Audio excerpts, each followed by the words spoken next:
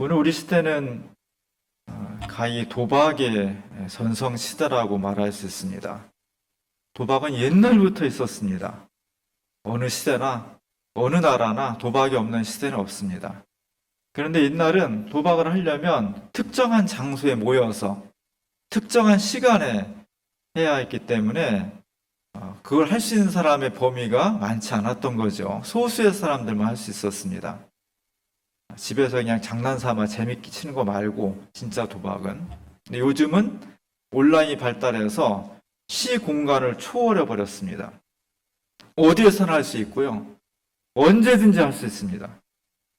그리고 남녀노소를 가리지 않아서 요새는 청소년들도 도박에 많이 빠져 있고, 게임도 재밌어서도 하지만 거기서 돈을 벌기 때문에 열정적으로 하고 있습니다. 그러다 보니까 온 세상 전체가 다 도박의 시대라고 말할 수 있을 정도로 그렇게 병이 들어가고 있습니다. 우리나라 참 도시일수록 주택 문제가 심각한데요. 늘 하는 소리가 저렇게 아파트가 많은데, 저렇게 큰 아파트를 많이 짓는데 왜 우리 집은 없디야, 이런 얘기를 많이 해요. 사실 주택 숫자가 모자른 것이 아니라, 사실 주택이라는 것은 내가 살 집을 사는 거잖아요. 근데 많은 사람들이 내가 살려고 하는 집 놔두고 그거 외에 여러 채, 수십 채 집을 더 갖는 거예요. 왜? 투기하는 거죠. 일종의 도박인 거죠. 도박이 꼭 카지노 가고 뭐 화투를 하고 뭐 카드놀이 하고 그것만이 아니라 우리 일상 속에서 도박이 굉장히 많이 퍼져 있습니다.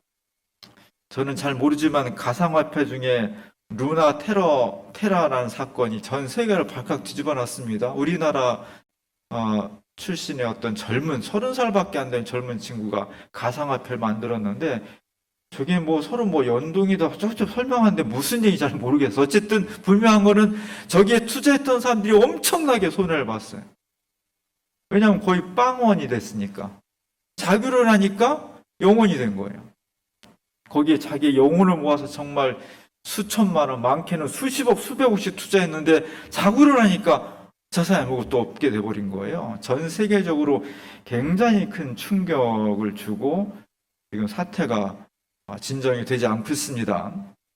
또 남미의 엘살바도르라는 나라는 아주 젊은 사람이 그 대통령이 됐는데 가상화폐를 법으로 도입을 해버렸습니다.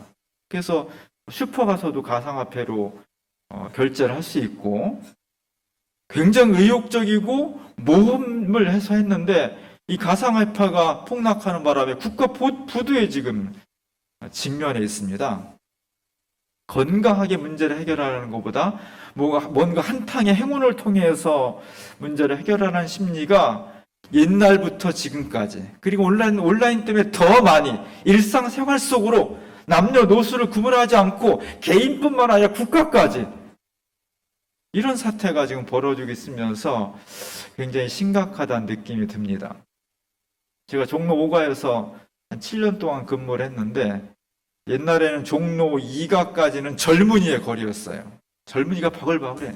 종로 3가에 딱 들어서는 순간 노인들 천국에. 종로 3가부터 종로 5가까지는 노인들이 굉장히 많고요. 광화문에서 종로 2가까지는 젊음의 거리예요. 근데 요즘은 종로 2가도 다 죽어버렸어요. 다 가게 문 닫고요. 코로나 때문에 이제 광화문이라 좀 사는 그 정도입니다. 종로 3가, 종로 5가 이렇게 지하철 타다 보면 노인분들이 쭉 줄을 서 있는 경우가 있어요. 복권 가게마다 노인분들이 쭉 줄을 서가지고 그 열심히 사는 모습을 보면 참 한편으로는 왜 그렇게 거기다 목숨을 거시나 막 그런 생각도 막 들고, 야, 우리나라 진짜 노인분들까지 다 도박이나 투기에 그냥 일상화됐구나 걱정도 많이 들었어요. 제가 요즘 반고의 그 편지를 읽고 있는데 그냥 하루에 몇 장씩 읽어요. 동생한테 동생 태우한테 쓴 편지 중에 이 설교를 준비하는데 마침 이런 걸 발견했어요. 1882년 10월 1일에 쓴 편지니까 딱 140년 전에 쓴 편지죠. 복권 판매소라는 그런 제목이에요. 제가 읽어볼게요. 스피거리의 끝에 있는 복권 가게를 기억하지? 비 오는 날 아침 그 앞으로 지나다가 많은 사람들이 복권을 사려고 기다리고 있는 것을 보았다. 대부분 왜소한 노파들이었는데 하는 일과 생활 수준을 정확하게 알 수는 없지만 삶을 지탱하기 위해 발버둥 치면서 간신히 버텨왔다는 것이 확연해 보이는 그런 사람들이었어. 물론 오늘의 복권 당첨 같은 것에 그렇게 관심을 갖는 사람들을 떠올릴 때면 복권에는 전혀 관심 없는 너나 나로서는 그저 실수를 금할 수 없겠지. 무리지어 서 있는 사람들의 기대에 찬 표정들이 인상적이어서 그들을 스케치하기 시작했다. 그러는 동안 복권이 처음 생각했던 것보다 더 크고 깊은 의미가 있다는 느낌이 들었어. 가난한 사람과 돈이라는 관점에서 볼 때 더 그렇지 않겠니? 그곳에 모인 사람들은 대부분 가난한 사람 같았어. 그래서 그들의 입장에서 생각해 보지도 않고 눈에 보이는 것으로만 판단해서는 안 되겠다는 생각을 했다. 복권에 대한 환상을 갖는 것이 우리 눈에는 유치해 보일 수도 있겠지만 그들 입장에서 생각해 보면 정말 심각한 문제가 될 수도 있겠지. 음식을 사는 데 썼어야 할 돈, 마지막 남은 얼마 안 되는 푼돈으로 샀을지도 모르는 복권을 통해 구원을 얻으려는 그 불쌍하고 가련한 사람들의 고통과 쓸쓸한 노력을 생각해 보렴. 저는 이걸 읽고 있는데 좀 가슴이 찡하더라고요. 물론 어마어마한 돈으로 부자이면서도 더 많은 탐욕을 위해서 투기하는 사람도 있지만 정말 우리 주변에 많은 사람들은 500원, 2,000원 이거 가지고 뭔가 자신의 삶을 지금 지긋지긋하고 어려운 삶에서 구원받고자 하는 그런 어떤 몸부림, 그런 느낌들이 애잔하게 다가와서 새로운 마음을 갖게 됐습니다. 오늘 함께 읽은 예수님의 말씀은 한마디로 말하면 도박에 관한 거예요. 예수님 말씀, 일종의 도박에 관한 말씀하고 있습니다. 제가 다 팔아 시리즈라고 했는데, 천국은 마치 밭에 감추인 보화와 같으니 사람이 이를 발견한 후 숨겨두고 기뻐하며 돌아가서 자기의 소유를 다 팔아서 그 밭을 사느니라. 또 천국은 마치 좋은 진주를 구하는 장사와 같으니 극히 값진 진주 하나를 발견하며 가서 자기의 소유를 다 팔아 그 진주를 사느니라. 예수님이 하나님 나라, 인간에게서 가장 소중한, 하나님 나라는 것은 가장 소중한 거예요. 가장 소중한 것을 무엇에 비교했냐? 다 팔아야 된다는 거예요. 밭을 팔아야 되고요. 진주를 발견하면 진주를 팔아야 되고요. 진주를 사기 위해서 팔아야 되고요. 지금은 진주가 웬만한 여성들 다 하고 다니죠. 근데 옛날에는 다이아몬드나 이런 게 없었기 때문에 진주는 천연 진주였고요. 굉장히 고귀한 보석이었습니다. 그걸 발견했다면 다 팔아야 된다는 거죠. 밭의 비유나 진주의 비유나 공통점은 정말 우리를 새롭게 할 수 있는, 정말 인간이 영원한 가치를 두어야 될 무언가를 발견했다면 그냥 잊지 말라는 거예요. 자신의 온 존재를 들여서 팔아서 사야 된다. 그것이 오늘 예수님의 핵심입니다. 제가 주보 그림에 예수 마파라는 화가가 이 본문을 숨겨진 보물이라는 그림을 실었습니다. 사실 우리는 기독교 성화에는 전부 다 90% 이상이 다 백인이고요. 유럽의 기독교니까. 그리고 다 주인공들이 거의 99% 백인이에요.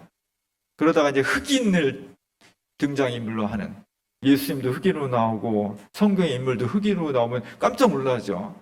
그러니까 각성하게 되지. 예수님이 하얗고 파란 눈의 백인은 아니었구나. 사실은 동양인이었지. 이렇게 우리가 다시 한번 깨우치게 되는 겁니다. 이 장면을 그렸습니다. 이 땅은 별로 좋지 않습니다. 농사 짓기 별로 좋지 않은 땅이에요.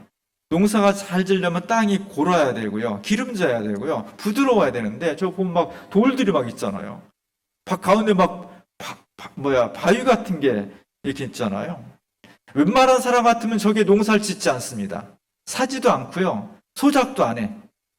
근데 저 사람은 지금 농사를 짓기 위해서 밭을 갈고 있었죠. 가난한 사람이죠. 다른 사람들이 다 안 하는 것을 하는 사람이니까 가난한 농부입니다. 그 농부가 밭을 열심히 갈다가 소로 몰고 갈다가 전혀 생각지도 않게 보물을 발견했습니다. 누군가가 항아리에다가, 우리나라랑 좀 비슷하지, 항아리에다가 금은보화를 넣은 것을 발견했습니다. 이 농부의 시커먼 얼굴과 이 금은보화의 반짝이는 황금빛이 아주 대조적이고요. 이 농부는 너무 놀랐어요. 그래서 나 같으면 이게 웬 떡이냐고 만세를 부를 텐데 뭐 근심이 뭐 놀람, 긴장, 근심 이런 것들이 더 얼굴에 이렇게 대조적으로 나와 있습니다. 어떻게 하면 좋을까요? 어떻게 하면 좋겠어요? 이 상황에서 예수님의 비유를 해석하는 중요한 초점이 있습니다. 중요한 초점은 예수님께서 말씀하실 때는 딱 한 가지 핵심을 이야기하기 위해서 비유를 한 거예요. 그걸 찾아내야 돼. 그걸 아니고 전혀 엉뚱하게 해석을 하면 예수님의 말씀을 전혀 다르게 왜곡해버려요. 어떤 사람이 이렇게 얘기해. 이 사람 참 비양심적인 사람이다. 아니, 남의 땅인데, 남의 소유의 땅에서 보물을 발견했으면 어떻게 해야 돼? 경찰서에 갖다 주든지, 땅 주인한테 가져가서, 이거 당신 것입니다. 내가 발견했습니다. 이래야 양심적이지. 예수님이 어떻게 비유를 말씀하셔도 이렇게 비도덕적이고 비양심적인 사람을 옳다고 말씀하시나? 나는 이런 하나님 나라 돈 주고 하러도 안 간다. 이거는 비유를 전혀 예수님께서 말씀에 의도하고 전혀 다르게 얘기하는 거예요. 또 어떤 사람은 예수님이 이랬으니까 여러분 지금 당장 가지고 있는 집 문서, 땅 문서 다 팔아가지고 교회에 헌금하십시오. 이게 사이비의 전형이에요. 그렇게 해석하면 안 됩니다. 예수님의 비유는 성경에 수많은 비유가 있는데 그 비유를 통해 딱 하나의 핵심이 있어요. 초점이 있어. 예수님이 이 비유를 말한 의도가 있습니다. 그걸 찾아내는 게 중요하고요. 그걸 잘못 해석하면 거짓 종교가 되는 거예요. 굉장히 중요한 겁니다. 이 농부가 이걸 가지고 어떻게 했겠느냐? 어떻게 해야 되느냐? 이 밭을 사야 된다는 거죠. 자신의 모든 것을 팔아서로 사야 된다는 거죠. 저 뒤에 집이 아마 이 농부의 집일 거예요. 안 좋아도 좋다는 거예요. 있는 걸 다 끌어모아서 오를마마 영끌해가지고 이 밭을 사야 된다는 겁니다. 저 소가 이 농부의 소유라면 그것까지도 다 팔아서 사야 된다는 거예요. 중요한 건 정말 우리 인생을 새롭게 하고 역사를 새롭게 할 수 있는 근원적인 어떤 것, 그것을 오늘 밭에 보물이라고 표현했는데 그게 꼭 금은이냐 그럴 필요 없는 거예요. 뭐든지 간에 내 인생에 정말 내 인생을 걸고라도 내가 가져야 될 것이라고 발견했으면 온 힘을 다해서 그것을 얻으려고 노력을 해야 한다는 거예요. 눈이 어두워서 지혜롭지 못해서 못 보고 지나갔어. 할 수 없는 거죠, 어떻게. 그러나 발견했다면 이것이 정말 내 인생에서 무엇보다도 소중한 것이라고 발견했다면 그냥 있어서는 안 된다는 겁니다. 발견을 못했으면 모르지만 발견했다면 자신의 온 힘을 다해서 이것을 내 것으로 만들고 내가 그런 사람이 되기 위해서 노력하고 심혈을 기울이는 것이 예수 그리스도를 믿는 사람들의 바른 믿음이라는 겁니다. 우리의 삶 속에서 보물을 발견하지 못했다면 정말 영원하고 내 삶을 새롭게 하고 행복하게 할 수 있는 복음의 비밀을 발견하지 못했다면요, 열심히 눈을 씻고 찾으십시오. 그냥 먹고 사는데 만족하지 말고 그 보물을 찾기 위해서 온 생애를 거십시오. 그리고 발견했다면 지나치지 말라는 겁니다. 보물이 있네? 하고 그냥 지나치지 말라는 겁니다. 그것을 내 삶으로 적용시키기 위해서, 내 삶의 소유로 만들기 위해서 온 힘을 다해야 된다는 겁니다. 그것이 믿음이라는 거예요. 그것이 안 되면 알고는 있지만 내 것이 되지 않는, 어쩌면 더 불행하고 안타까운 삶이 될 수밖에 없다는 것입니다. 보물을 발견하면 사야 된다는 거죠. 하나님 나라는 내 모든 것을 다 투여해야만 가능한 나라예요.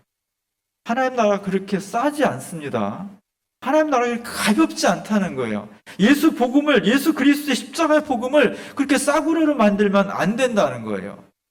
교회 나와서 신앙생활하는 것을 그냥 동네 친구들 만나듯이 동호회 모이듯이, 친목계 모이듯이 그런 모임으로 생각하면 안 된다는 겁니다. 하나님 나라를 얻기 위해서는 정말 내 자신의 존재를 부정해야 되고요. 내 삶 전체를 투여해서 한 곳에 초점을 모아야 되고요. 이것을 얻기 위해서 온갖 땀과 힘을 다 쏟아야 되고 피를 다 쏟아야만 얻을 수 있는 것이 영원한 하나님의 나라가 되는 것입니다.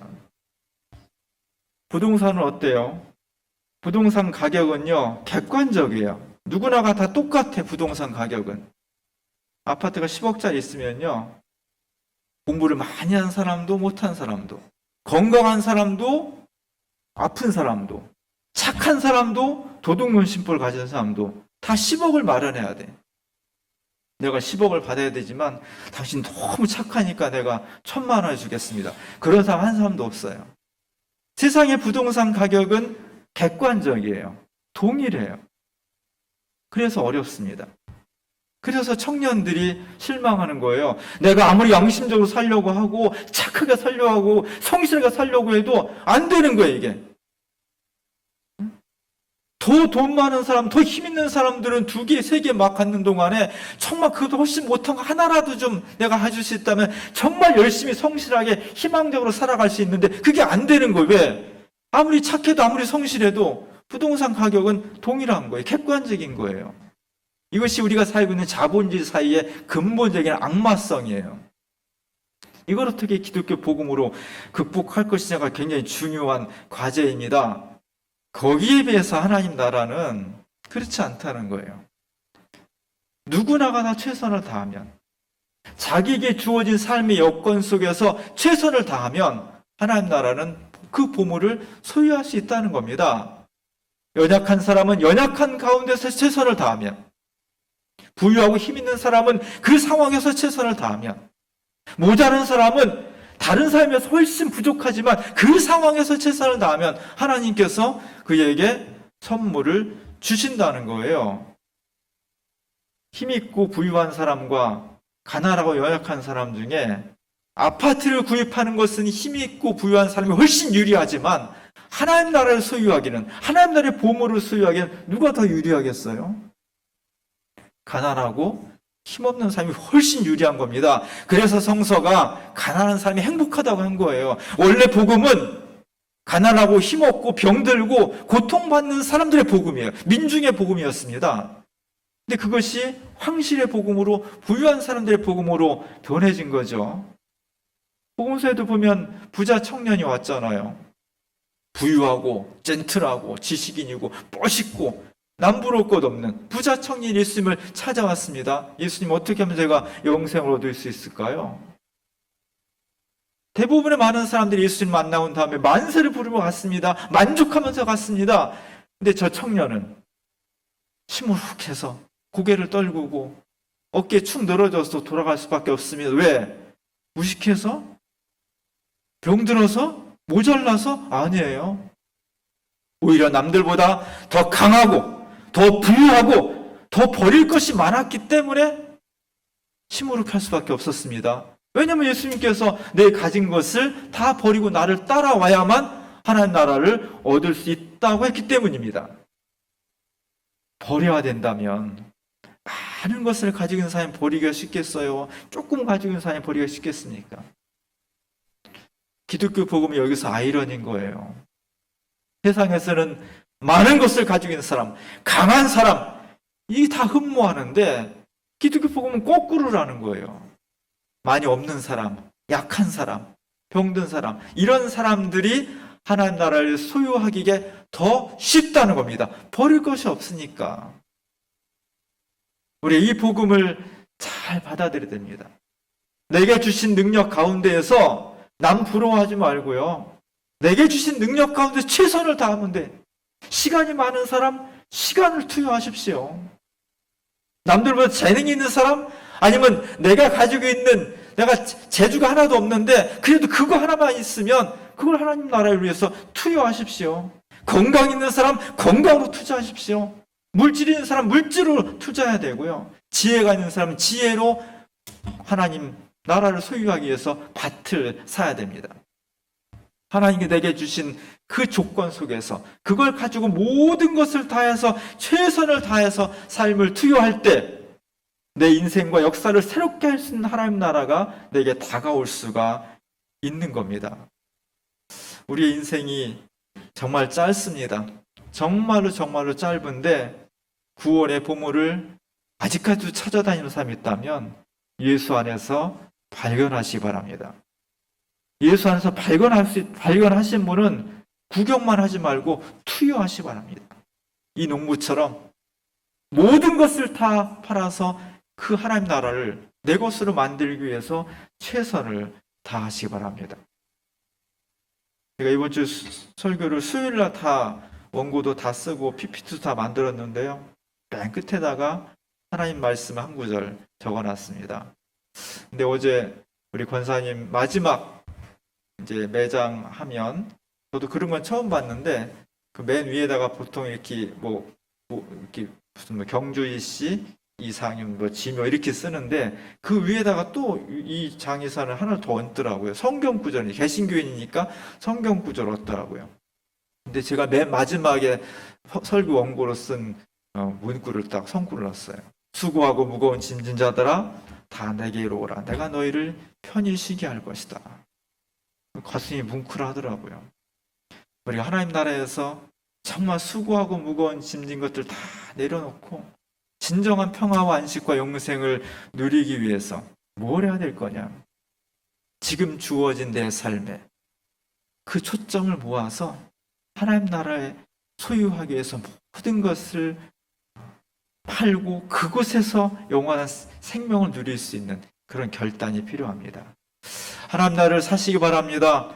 모든 것을 다 팔아서 하나님 나라에 내 인생에 초점을 모으시기 바랍니다. 다른 것 다 상대화시키고 다 주변적인 것을 만들고 오직 주님 나라 향해서 내 눈과 영혼과 내 삶 전체를 모을 때 그곳에 놀라운 역사가 우리 가운데 일어날 것입니다. 이 은혜가 우리 가운데 함께 할 수 있기를 주님의 이름으로 간절히 축원합니다. 기도하겠습니다. 우리에게 하나님 나라의 보화를 보여주셔서 고맙습니다. 보기만 하는데 그치지 않게 하옵소서. 정말 내 인생을, 우리 가정을, 우리 역사와 사회를 근본적으로 새롭게 하며 행복하게 할 수 있는 그리스도의 복음을 발견한 저희들, 구경만 하지 않게 하시고 그냥 지나치지 않게 하시고 값싼 것으로 만들지 않게 하시고 주님께서 내게 주신 모든 조건들을 한 곳에 모아 하나님 나라를 향해서 나아갈 수 있는 주님의 자녀들 되게 하옵소서. 예수님의 이름으로 간절히 기도합니다.